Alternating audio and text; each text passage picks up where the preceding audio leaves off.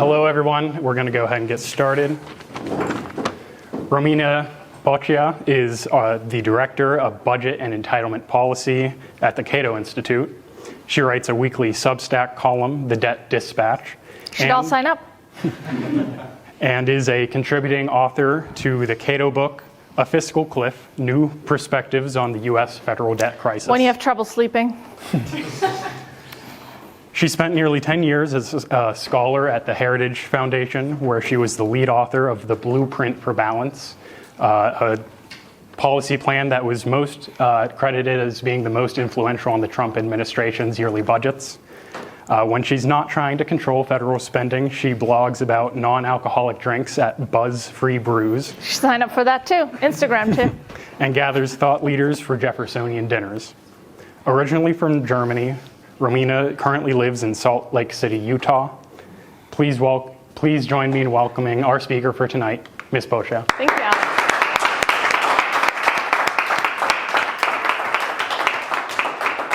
Thank you, Alec. Appreciate it. I brought you some charts so we can cover some basics, but before we get started, I would just love to know if you came here today for a reason other than you really like spiced chai and cookies, which is a valid reason, by the way. But if there's another reason why you came today, I'd love to hear about it. Is there a question on your mind? Is there something you're hoping to learn today? Something that I should be sure to touch on? Anyone? Is the situation hopeless? That is a very good question. Any other questions? Back there? Do we have to raise taxes at the federal level in order to balance the budget? Do we have to raise taxes? Yes. I feel like I need to answer these questions. Okay, let's take one more. Given that the situation's hopeless, what should we do? Nice. Okay, wrapping it all up. Anybody else? I'm hoping not to spend more than 20 minutes going over some basics because I really want to have a conversation with you, because if I was just going to talk at you, I could have just recorded it and you could have watched it on YouTube. So let's make the most of the time that we have together. So be thinking about questions, challenges. Provocative questions are my favorite, like yours. Nicely done. And we can also talk a little bit about the Cato Institute if you're interested in that, or non-alcoholic beer, which is another one of my passions. So to your question, is the situation hopeless? If it were hopeless, I wouldn't be doing what I'm doing. Then I would just be wasting my time. So I don't believe the situation is hopeless, but it is a very tricky political situation. And that is why I don't think the situation is hopeless, because it is our fiscal challenge is a solvable problem. The biggest challenge that we face is a political challenge. We know how to make the math work. And the United States is actually not first in the pack of countries suffering from growing entitlement spending. We're not the first, and we're not the worst. So there are lots of examples for how other countries have addressed this problem that I want to touch on a little bit tonight, that give me hope that if we can overcome the political challenge, for which I also have a proposal, then we can resolve the situation. Will we need to raise taxes? My answer is very similar. It is that for political reasons, likely taxes will have to go up, but not for reasons that are intrinsic to the problem. Because the spending is the problem. So if we reduce the spending, we don't need the taxes. I would also argue to that point that while I'll be talking a lot about the debt and deficit, ultimately those are just symptoms of a spending problem. And so if we choose to raise taxes, it's because we've decided that we want a larger government than we have historically had, but not because the problem demands it. But politically, maybe the only way to get a deal to solve the broader challenge. So let's dive right in to some of that. And you have this one also on your fact sheet that I handed out tonight, so I'm not going to dwell too long on this chart, but it's just a look at publicly held debt as a percentage of our economy, as a share of GDP. This is not our entire federal debt. If you've heard about the debt limit, that level of debt is already at 120% of GDP. But as a fiscal economist, we tend to concern ourselves most with the publicly held debt. And the reason for that is that this is the debt that we have borrowed in credit markets. So this is the debt where we've pulled money out of the economy that can also affect interest rates in a meaningful way. Whereas the total federal debt, which is what we have the debt limit on, that one is over 31.4 trillion now. That debt includes so-called intragovernmental debt. Who knows what that is? You're right. Between different government agencies or a trust fund going into general revenue. That's right. Borrowing from Yes, and the biggest one there is Social Security. Social Security's trust fund, which is no such thing. It is a accounting ledger. It just says that we collected payroll taxes that were supposed to go towards Social Security of a certain amount, 2.8 trillion to be precise, that Congress has spent since. We didn't save the money, we didn't invest it, there's no such thing as a trust fund. But that debt is considered intragovernmental debt because we already collected the taxes for it. We didn't actually borrow it from markets. And so that's the key difference between those levels of debt. So we tend to concern ourselves with the publicly held debt. Now, in the long run, that's that 2.8 trillion in Social Security trust fund assets. If we actually spend that on Social Security benefits, the way that that will most likely happen is that we will convert Treasury bonds that Social Security holds as assets. Treasury will convert them to publicly held debt. That's what happens there. So that will reflect the larger intergovernmental debt. It's just a matter of time. The other thing this measure doesn't include are unfunded government liabilities. That is spending that the government has already committed to and actually has a legal liability to pay. That does not include Social Security, by the way. The federal government has no legal liability. It only has a political liability, obligation, I would say, to pay Social Security benefits. The Supreme Court actually ruled that there is no property right that American taxpayers have in their Social Security benefits. That does not exist. And so we don't include this in government liabilities either. But government liabilities are much larger. They include, for example, government pensions for federal workers. Because those are earned pensions that the federal workers do have a legal claim to, which is different from Social Security, and happy to go into this some more. But using just this very rudimentary basic measure of government debt, which is what we have currently borrowed in credit markets, so this is a cash flow measure, basically, we are very rapidly approaching the highest level of debt in recent U.S. history, going back to the 1940s or World War II, at 106% of GDP. But more important than that is that we are already at a level that's roughly the size of the entire economy. And why does that matter? Who cares? Okay, that's 100% of GDP. Why does that matter? Because to the degree that academic research exists on levels of debt where it starts to have negative effects on our economy, there's a number of papers that have looked at threshold effects. And among those studies, they have identified that for industrialized nations, similar to the United States, so we're not looking at developing countries, but highly developed nations, the level of debt at which public debt starts dragging down growth, so reducing economic growth overall, is roughly 80% of GDP.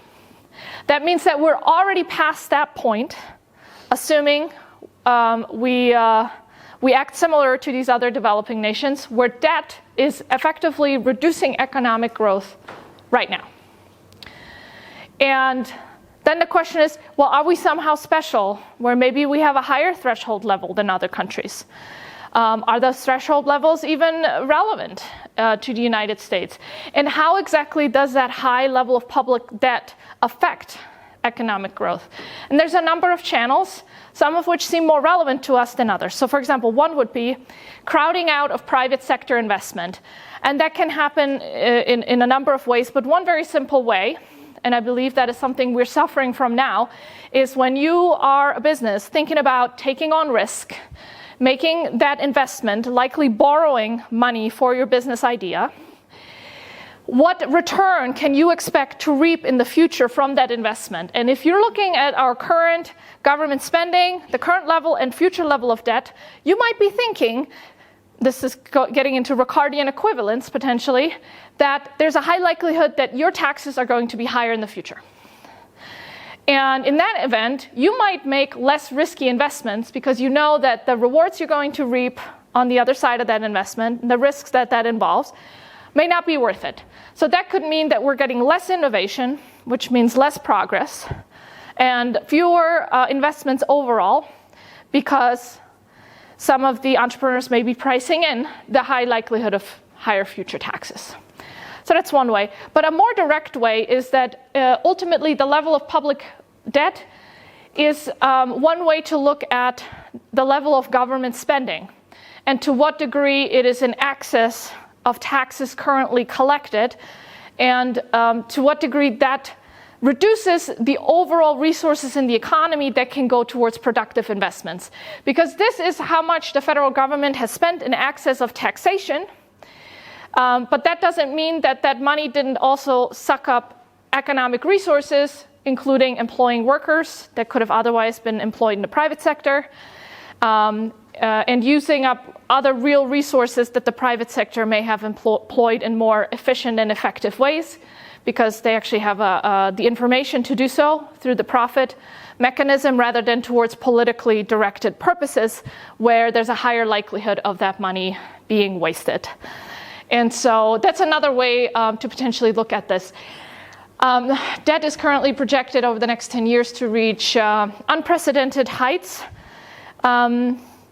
Those won't be the highest levels of public debt in the world. Other countries have higher levels of public debt. One good example is Japan, which has some of the highest levels of public debt. But we're very different from Japan in a fundamental way, which is that the Japanese government has borrowed almost the entirety of its debt from its own citizens. It's the Japanese people's savings that are backing the level of Japanese debt.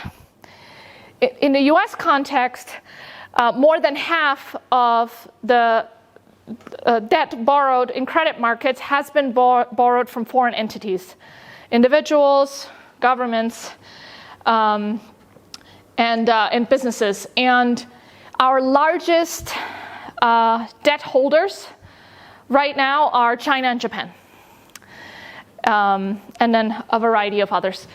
And so that puts us in a more difficult situation because we are actually reliant on foreign investors for holding our debt and financing our current government spending, which is not the case in Japan, which just borrows from its own population.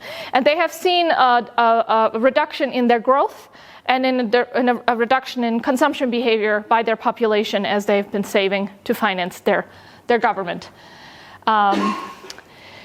What's driving the growth in the debt? Well, the annual deficits add up to national debt.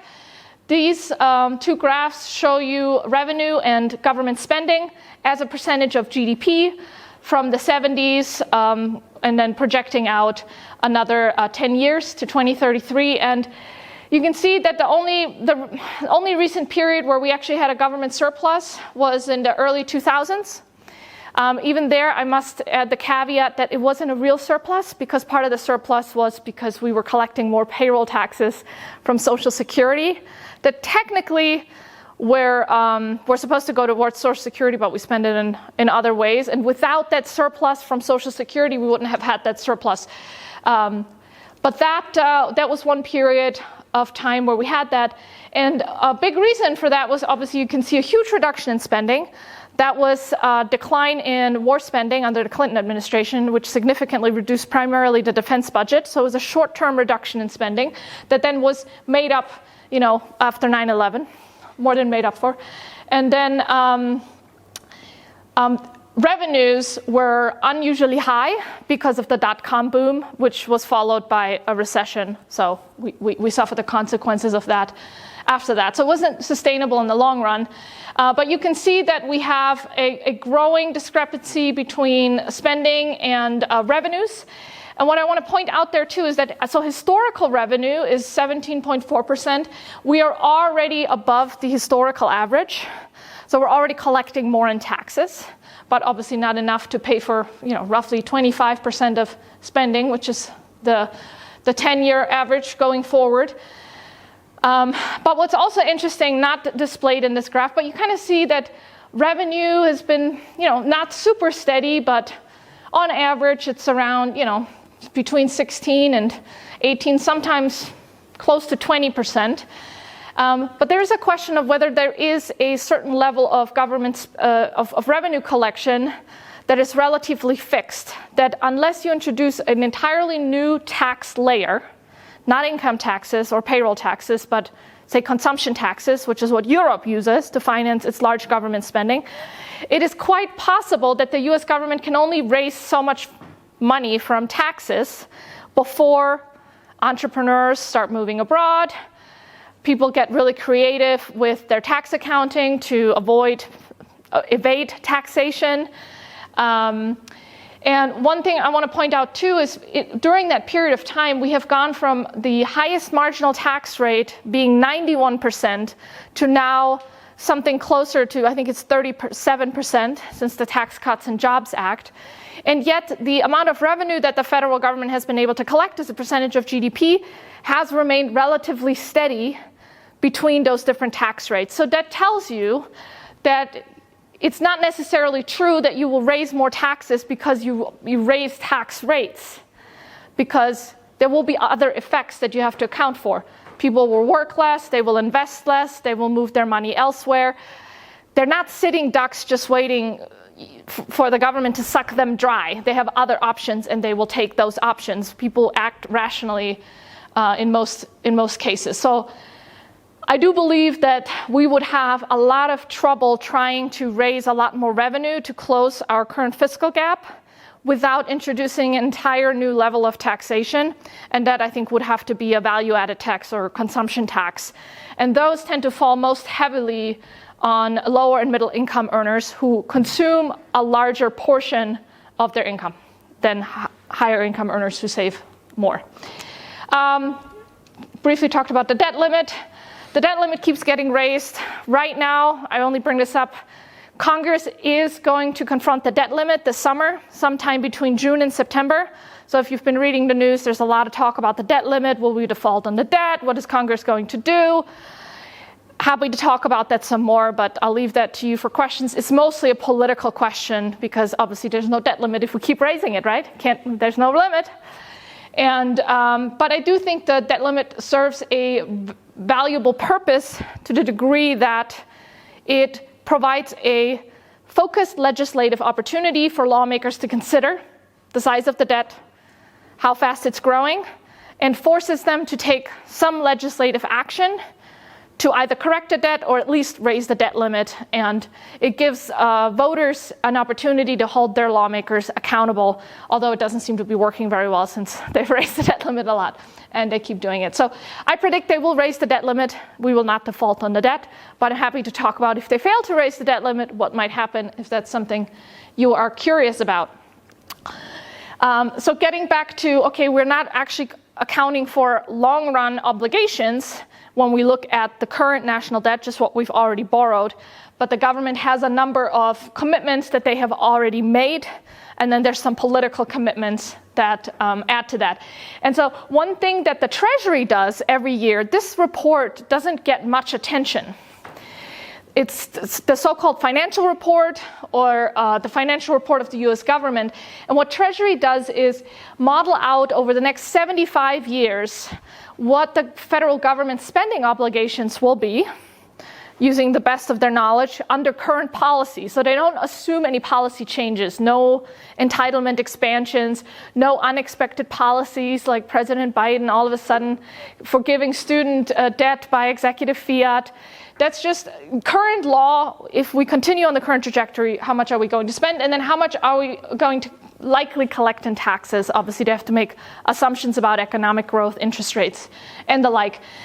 And so the unfunded obligation is the difference between what we'll collect and spend, obviously, which is roughly $80 trillion, which is a large amount of money. But what I find even more interesting is if you only look at the obligation from Social Security and Medicare alone, if you add those two up, they make up 95% of the total unfunded obligation. And I actually made a graphic to show this. So the total unfunded obligation of, what did I say, was about 80 trillion. 75 trillion is due to Medicare, which is 2/3, 52.5 trillion, or 2/3 of the total unfunded obligation, and then Social Security another third, and then less than 5%. So roughly 95% of the entire unfunded obligation over the next 75 years, the difference between spending and taxes, can be explained by the unfunded obligations for Medicare and Social Security. That's remarkable, because we were just told by President Biden that there would be no cuts to Medicare or Social Security. And he has convinced most Republicans to now also go on record to say Medicare and Social Security cuts are off the table. We will not talk about them at the debt limit. Well, if we can't talk about Medicare and Social Security, what are we even talking about? Nothing else matters. Do you see? Okay, you get the point. Let me just say that 3 more times. And so yes, so what are lawmakers talking about right now? It's all political. They're talking about we need to control non-defense discretionary spending. That's your domestic government programs. It's a small sliver of overall spending. I'm not saying there's waste there that we shouldn't cut that. I actually support spending caps, limiting how much government will spend on these programs. But that's not what's driving our fiscal challenge. It is underfunded old age entitlement programs. And one of the key drivers is actually, you've probably heard that, older Americans are living longer. This is true. So they collect benefits for longer. And we haven't raised the retirement ages.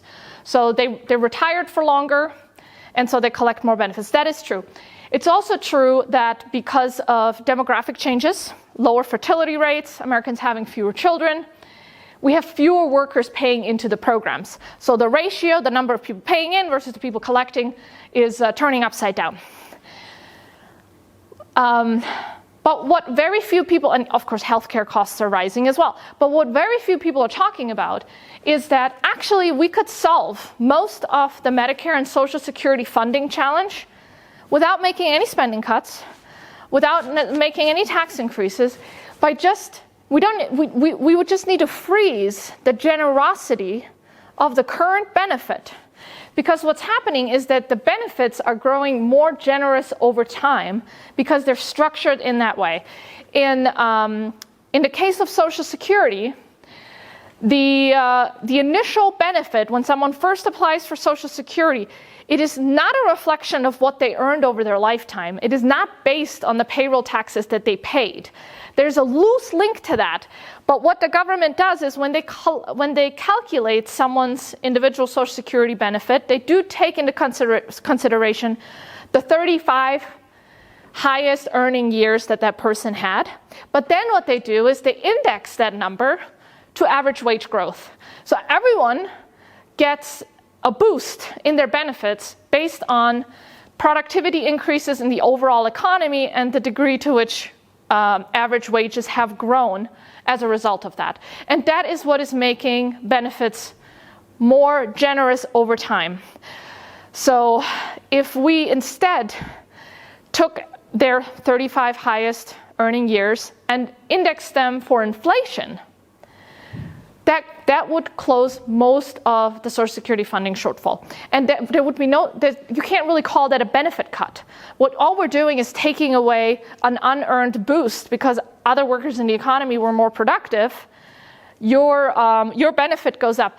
And the reason why I think this is a sensible change is because when Social Security was developed, the idea was to protect seniors, poor seniors, from poverty in retirement. But what Social Security now does is, first of all, it is anyone can qualify for Social Security regardless of need. President Trump can qualify for Social Security. I don't know if he collects it, but he could. And there are quite a large number of millionaires who are collecting Social Security. Who knows what the maximum, what the highest Social Security benefit that an individual can collect is on a monthly basis? How much do you think someone can collect from Social Security a month? Who wants to take a guess? You don't have to be right. Just take a guess. $5,000. 5,000? Yeah. Very good. Do you think that is too large, too small, or it's just right? Too small. You think $5,000 a month is too small? For the largest earner? Yeah. I think that's too small, yeah. You think they should get more from Social Security? They paid more in, yeah. Okay. Fair. You're actually pretty close. The maximum benefit right now is $4,555 for an individual. So if you're a married couple and you both qualify, double that. The average benefit, who wants to guess what the average worker can collect from Social Security? Obviously, it's less. $1,000. $1,800 a month is the average benefit.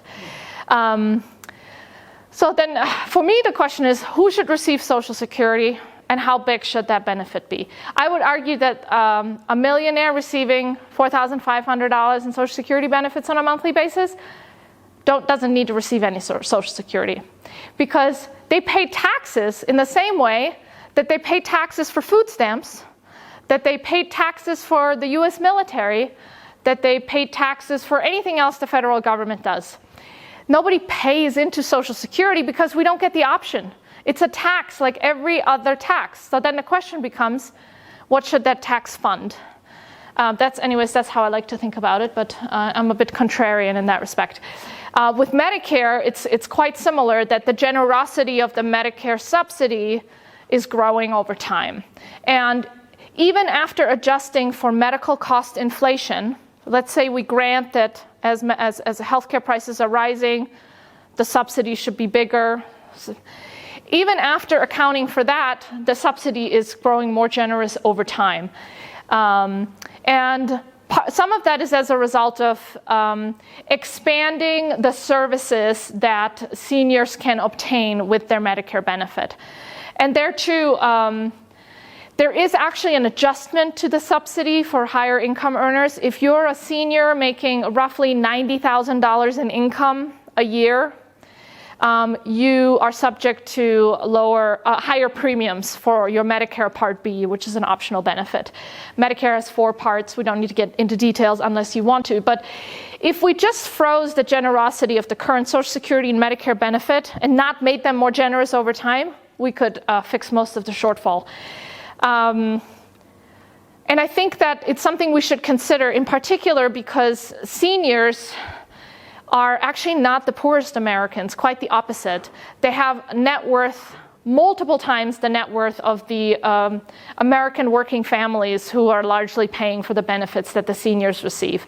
And so what we have is redistribution from lower income working people towards lower net worth, let's say that, lower net worth working people to higher net worth retired people. So it's not really a system that, the way it's currently structured, is primarily targeting the poor and trying to keep them out of poverty, which I think we could have a discussion about, that's maybe something we want to do as a society, but we are redistributing wealth from poorer working class people to wealthier leisure class people, let's call them that. And I think that is fundamentally unjustified. And we can't afford it without significantly raising taxes, but I think that the workers are already paying taxes that are too high, that we should consider not raising their taxes. But if we said, okay, let's just raise the payroll tax to cover the current Social Security shortfall, the median wage worker, which we define as someone who's making $44,000 a year, would have to pay an additional $1,600 just in Social Security taxes to cover the current shortfall. And then it's another $700 just for the Medicare Part A, which is one of the smaller Medicare programs that covers hospital insurance. Most of the spending is actually Medicare Part B, which is the doctor's office outpatient benefit, if you will, which is 75% of that is funded by taxpayers or the deficit, which is future taxpayers, and only 25% is funded by premiums for beneficiaries. And so I would argue that we should increase Medicare premiums for seniors who have significant other sources of income, that we should not be subsidizing them to such a large degree. And maybe someone who has a lot of significant other income in retirement, maybe they can just pay for their own health insurance. I think that's okay. But we can talk about some of those changes. And one more chart, and then let's open it up for discussion. What I wanted to show with this graphic, it is the composition of the federal budget. We adjusted these figures for inflation over time from the 60s, so roughly with the beginning of the war on poverty, to 2021. And what I find so interesting is we basically looked at what could be categorized as defense. Let's say, space and foreign policy, maybe this can also be considered core federal governmental functions. And then veterans benefits, which, those are some related to defense. And then interest on the debt, which is not something we can cut. We can just borrow less, and then we could, pay less interest on the debt. But what has grown the most are categories that I would argue are outside the scope of what the federal government should do, so-called social and economic programs. And the largest ones we talked about at length already, Social Security and Medicare, and I'm happy to go into more detailed policy proposals there or any questions you might have. And beyond that, it's corporate welfare, it's subsidies for certain industrial policy endeavors like electric vehicle subsidies, solar panels, etc. And the argument I want to make here is that human wants and needs are unlimited. And a government that becomes unlimited, that seeks not to fulfill core governmental functions, which can be defined and therefore met, but that seeks to somehow meet the spectrum of all possible wants and needs that humans could possibly have, which are ever growing, will inevitably become unbound and unlimited. And I believe that that is at the core of our government spending challenge, is that we have not defined well and limited to that size and scope what the core functions of our federal government should be. The Constitution tried doing that, but then the General Welfare Clause, which got interpreted to mean pretty much whatever you want it to mean. And I would argue that pretty much everything in yellow falls under this General Welfare Clause and is at the root of the financing problem that we face. Okay, now, hit me with your questions. I had a question. Going back to what you're talking about with the percentage of GDP debt thresholds Yes. for stunting economic growth, was there a correlation? Was there any correlation? I don't know what countries or what case studies were used in those papers that give evidence to that. But was there a correlation between the size, just the sheer volume of GDP, and the threshold for those countries?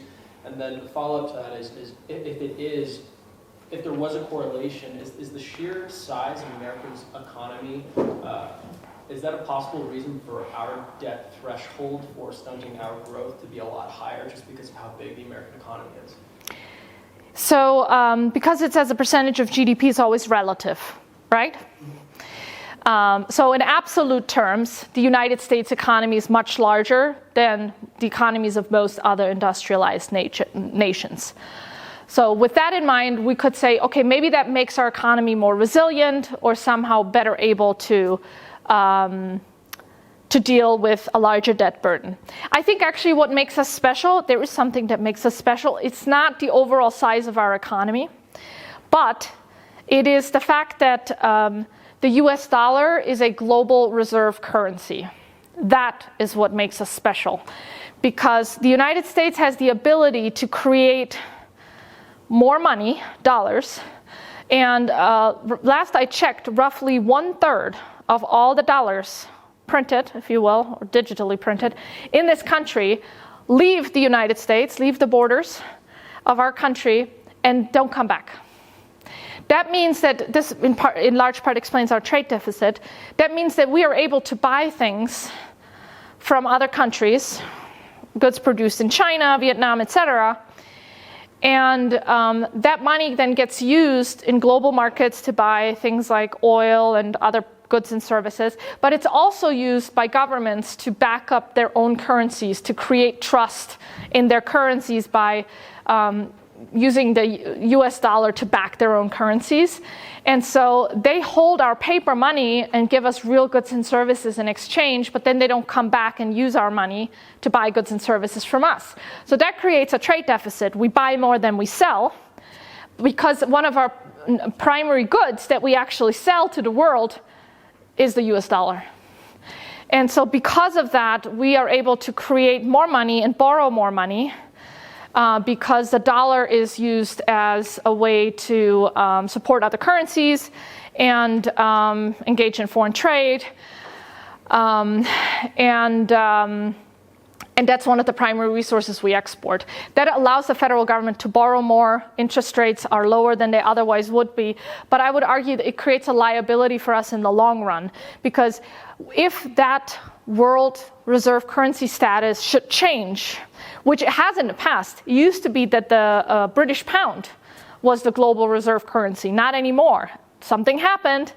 There was also a lot of social spending, and then a war that put Britain in deep waters, where the United States dollar took over, and there's the potential for another country and its currency, or maybe a consortium of currencies created by some non-governmental or multi-governmental body to replace the US dollar as a reserve currency, in which case we could find that it would be much harder for us to borrow at such low rates, because to some degree we are dependent on financing our government from that borrowing. So that's what makes us special, which seems like we're getting a really good deal right now, but then we're also putting ourselves in a more precarious situation. Another thing that makes us special is that we have the world's largest, most badass military. And so it's hard, what is China going to do and say, pay me? And we're like, come get it. So that's another way that, we are special. But I think economically it actually hurts us, because one of the ways that other countries that have reformed their social and economic spending, especially their old age entitlement programs, one of the ways that they felt the pressure to do so was because of high interest rates that they ended up suffering, because they aren't the world's reserve currency. They're not special the way that the United States is, and we don't have that external pressure right now. So that means that our liabilities are growing much larger in both size and scope than was the case for those countries. So should we feel that external constraint in the future, we're going to have a much larger problem to deal with than if we had resolved it earlier. So since the 1990s, about 30 OECD, Organization for Economic Cooperation and Development countries, have reformed their entitlement programs, their equivalents to Social Security and Medicare. And in almost all cases, they did so by using bipartisan or independent commission. So because these are usually very politically fraught programs, And so it is easier for politicians to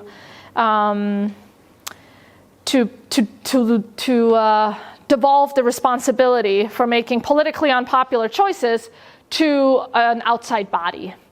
And we actually used this mechanism in the past in the United States, the so-called Base Realignment and Closure Commission that was established also in the 90s. Was closing obsolete military bases, which was a very politically difficult problem, but then those bases also were sucking up a lot of defense money that could have gone to better uses. And so Congress established an independent commission to identify bases for closure. Then the president had an up or down vote on the commission's recommendations, and then they would become automatically operative unless Congress explicitly rejected them. And it's my sense that it will take that type of commission to do entitlement reform in this country. I answered way more questions than you asked. Sorry. Sometimes I get carried away. Alec? Is the debt held by individual U.S. states primarily borrowed from the federal government, or would there be is it possible we're well beyond the 100% threshold for a debt to be? Oh, is that included in here? Yeah. Yes, to the degree that any state holds U.S. Treasury bonds, that is included in the publicly held debt. The only thing that isn't included is debt that federal government agencies owe to each other. Okay. So that, like Social Security's trust fund. Yeah, good question. You just mentioned it a bit when talking about the other OECD countries that establish bipartisan commissions to bring down spending like this. But earlier, you talked about the political problem. Yeah. And it's a bit outside the numbers purview of your talk so far, but if we want to cut entitlement spending, what kind of solutions do we have to solve the political problem? Maybe messaging or dealing between Congress members who might not be in their immediate interest. Yeah. Enact certain policies. Yeah, very good question. So there was one Republican Social Security reform bill that was introduced, I think it was in 2015, by then retiring Senator Johnson. And I think it's so telling that he decided to introduce the bill just about as he was just about to retire and wasn't thinking about running for re-election. And there is right now a bill in Congress, the Larson 2100 bill, that is a Democratic bill to make Social Security solvent over 75. No, actually it doesn't do that anymore. It did that before, but now it devolved into a more political bill.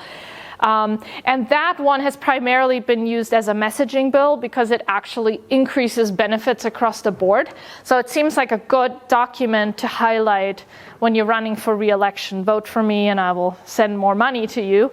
And the population that's 65 and older is also the largest voting population and they're most politically engaged. So you could say that the U.S. Congress is actually representing the interests of their most active and engaged constituents, which if you want that, democracy works.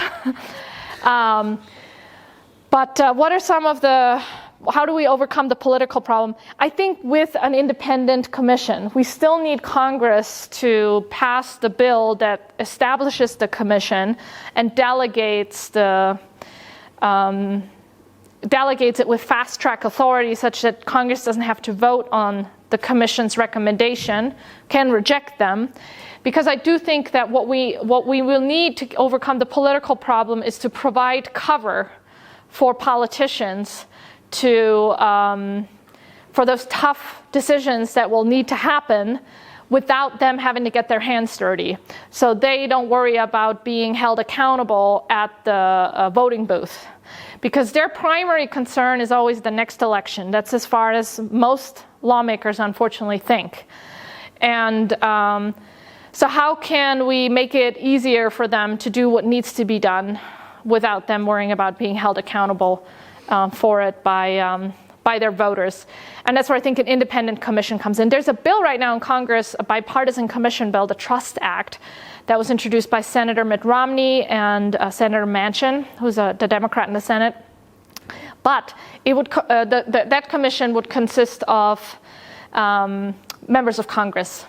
And we have had 2 instances of such commissions in recent years. There was the Super Committee that was established under President Obama, and then there was the Simpson-Bowles Commission that was just preceding that. And in both cases, they were composed of members of Congress who then couldn't overcome their political differences and used it as a way to signal to their electorate, look, I want to protect your benefits. These guys want to get rid of them. And that's sort of the political dynamic that we're observing right now, which is why I think it's important to have the commission be independent, not composed of members of Congress. Because I also think that it would actually potentially create more trust among the American people, because trust in Congress and our governing institutions is at historic lows, and potentially devolving the responsibility for entitlement reform to an independent body that could be composed of some experts on fiscal policy, as well as maybe some administrators of the benefits who have, the technical details for what proposals would have what results, and then maybe even a group of citizens that could react to the proposals and give input. I think politically could be potentially more powerful to get those reforms done.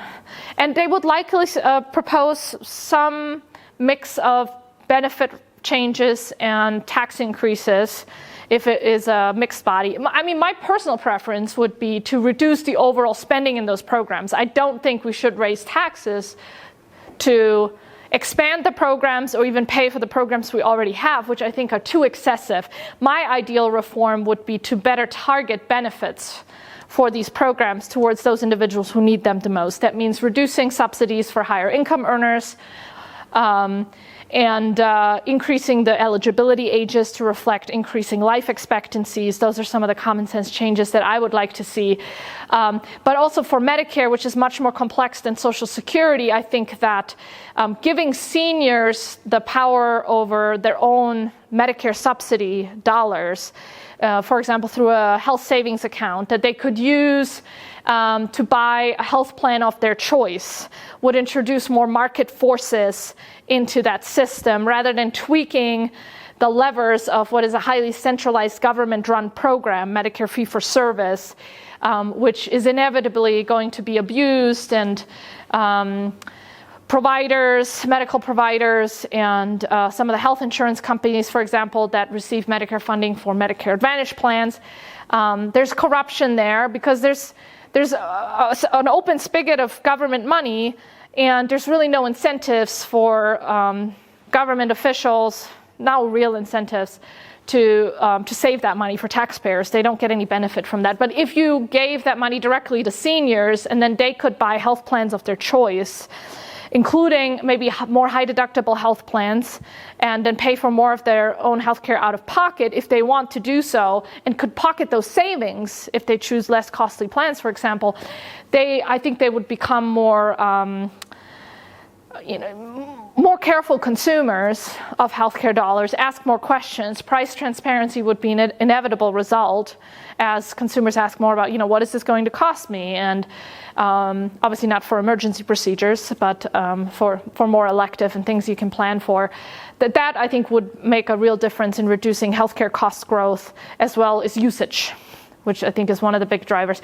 And then for Social Security, it's my sense that the best thing that the government could do is provide a basic benefit that protects seniors from poverty. I'll grant that. But beyond that, we live in such different times than Social Security is now 87 years old. 87 years ago, we didn't have index funds that you can easily invest in by yourself. You don't need to be a financial professional. Anyone can do it. Setting up an account is super easy.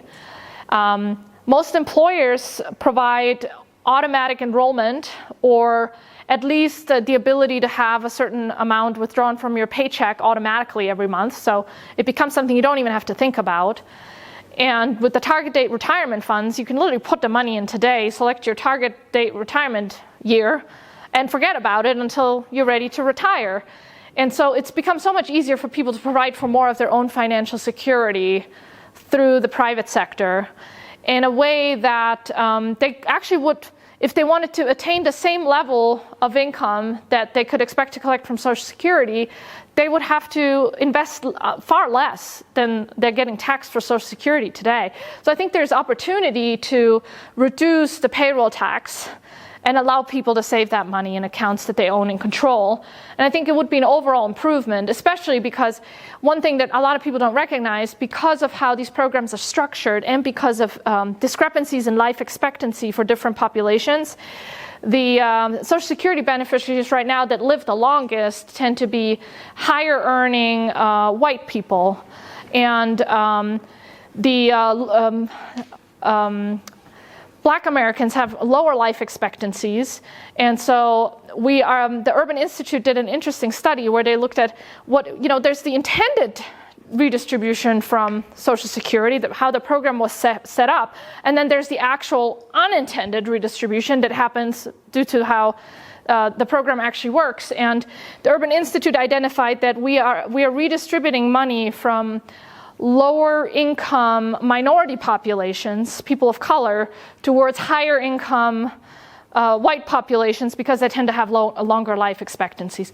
And under my proposal of letting workers invest more of their money on their own rather than putting it towards Social Security, there would also be a nest egg that if you were part of the group that has a lower life expectancy, if you die before you're eligible for Social Security, your children don't get your benefit. It just goes to someone else. But if you own an IRA or a 401k, you can leave that to the next generation. So you can actually facilitate more equitable distribution of generational wealth building by letting people invest some of that money in accounts that they own and control and can pass on to their heirs. A two-parter for you. Can you talk a little bit about the rising cost of servicing the debt, which is now at, I think, around $600 billion, is that right? 650 maybe even? Mm-hmm. And how dangerous that is. And then, given the title of your talk, which is Defusing the Time Bomb, what happens if the time bomb goes off before we defuse it? Yes, very good questions. So the reason I decided to name the talk this way is because it is in some ways a ticking bomb, but there's no timer on it.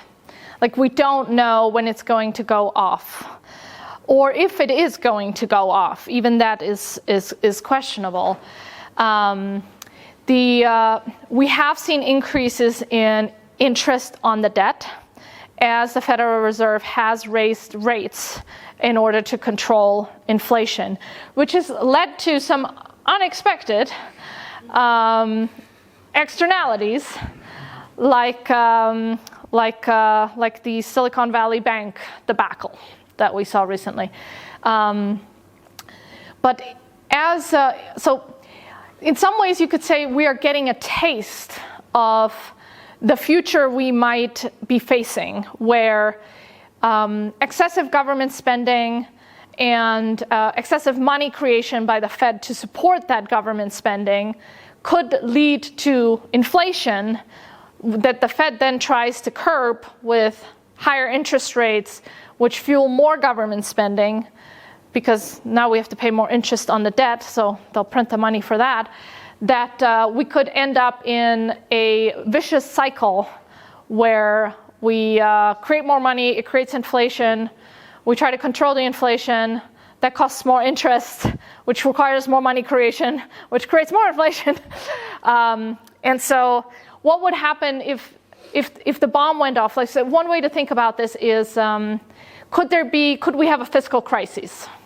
And what might that look like, and what would trigger that fiscal crisis? And I think in the most obvious cases, a fiscal crisis occurs when the investors holding your government debt become concerned that the government will not honor the obligations that it has incurred, and then demand higher interest rates So that's one way you could enter into a fiscal crisis. And those higher interest rates become unbearable for the government to pay, and the government then starts creating more money to pay the interest on the debt, which creates inflation. So that vicious cycle could occur. That's one of the most likely possible scenarios. And that has happened in many other countries in the past, so it's not out of the question. But the thing is, you never know when that's going to happen, and when that happens, it will happen very quickly. Just like most financial crises that the United States has suffered, few people could predict them, except the ones who predicted a crisis every year, and then the one time they got it right, they'll say, I predicted this one. But nobody knows. And there isn't necessarily a threshold where we enter into that debt spiral or have that fiscal crisis. Another scenario is more of a Japanese-style stagnation, where more government spending and borrowing and higher interest costs lead to just a really slowly growing economy. And that is also a potential scenario. But because we're not like Japan, I find that scenario more unlikely than the potential for a US fiscal crisis. My thinking is that we shouldn't wait until we have a fiscal crisis, but we should be good stewards of US taxpayers' money and US workers' money that we haven't taxed yet.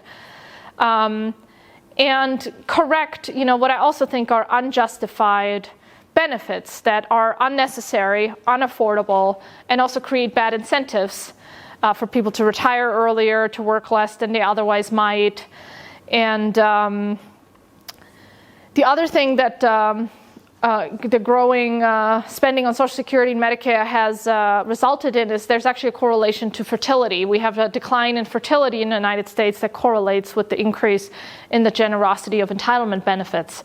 So there's some crowding out there as well. So if we're concerned about population health, another reason to reduce entitlement program spending could be to encourage more reproduction.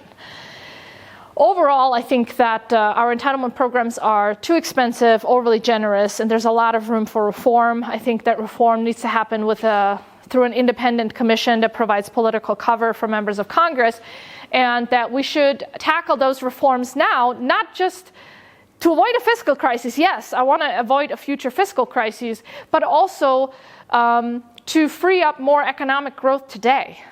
Because economic growth means that people are wealthier, they're healthier, it correlates with higher life expectancies, and those are all good things that we should want, and that we shouldn't drag down with excessive government spending that is not necessary purely for political reasons. And I think the worst case scenario, if we did have a fiscal crisis, is that it could undermine not just our economic prowess, almost overnight, with high interest rates like we're just getting a taste of right now. If interest rates rose very suddenly and unpredictably because we had a fiscal crisis where investors got increasingly concerned about the U.S. government's willingness and ability to service its debt, then that could quickly spiral out of control. It could cause bank failures, and undermine our financial system very rapidly, causing a lot of uncertainty in our economy. And that can also lead to political unrest. We saw some of this during the COVID-19 pandemic, but when your economy tanks and there's a lot of uncertainty, it can lead to riots and political unrest that can put people's safety at risk as well. And then worst case scenario is it could undermine our national security and make us more vulnerable to attacks by political adversaries, where we would be unable to borrow the money to defend ourselves. Because one of the ways that you want to risk leverage as a country, and why you want to maintain your ability to borrow as a sovereign nation, is that there's a very high historical correlation between the countries that won wars also happen to be the countries that were able to borrow the most money. And so one of the benefits of being a country that is known for honoring its debts is that when you are being attacked, you can borrow to defend yourself. And if you, like some people might say, why don't we just default on the debt? And one reason not to do that is because you undermine your ability to borrow in the future when you truly need it. And I think that is the worst case scenario, is that we have to live under a more oppressive governmental regime than the government that we are trying to build by the people, of the people, because we undermined our ability to defend ourselves. Thank you. I think we're at time. I'm happy to take any more questions, but I also want to release you from the clock. Big hand for Ms. Balchek. Thank you.